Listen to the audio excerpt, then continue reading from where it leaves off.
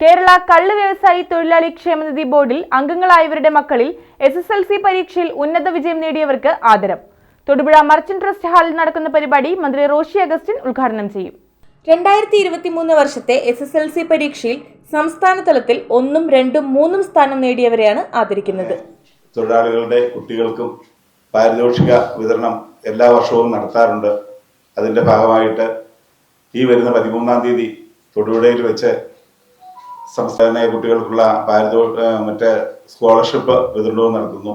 അതിന്റെ ഉദ്ഘാടനമാണ് ജൂലൈ 13 ശനിയാഴ്ച Thodupuzha merchant trust ഹാളിൽ നടക്കാനിരിക്കുന്ന പരിപാടി ജലവിഭവ വകുപ്പ് മന്ത്രി റോഷി അഗസ്റ്റിൻ ഉദ്ഘാടനം ചെയ്യും.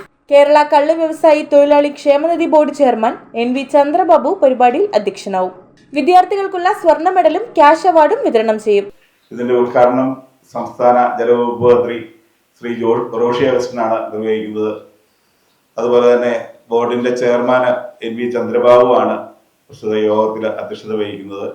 കൂടാതെ പ്രൊഫഷണൽ കോഴ്സുകൾക്ക് പ്രവേശനം നേടിയ കുട്ടികൾക്കുള്ള ലാപ്ടോപ്പ് വിതരണവും, ചെത്തു തൊഴിലാളികളിൽ ജില്ലാതലത്തിൽ ഏറ്റവും കൂടുതൽ സർവീസും ഉൽപാദനവുമുള്ളവർക്ക് പാരിതോഷികവും നൽകുന്നതിന്റെ സംസ്ഥാനതല ഉദ്ഘാടനവും നടക്കുമെന്ന് ഭാരവാഹികൾ വാർത്താസമ്മേളനത്തിൽ അറിയിച്ചു. സംഘടനാ ഭാരവാഹികളായ KV ജോയ്, PP ജോയ്, ഷാജി തോമസ്, സെയ്ദ് ഖാൻ എന്നിവർ വാർത്താസമ്മേളനത്തിൽ പങ്കെടുത്തു. News bureau, Thodupuzha.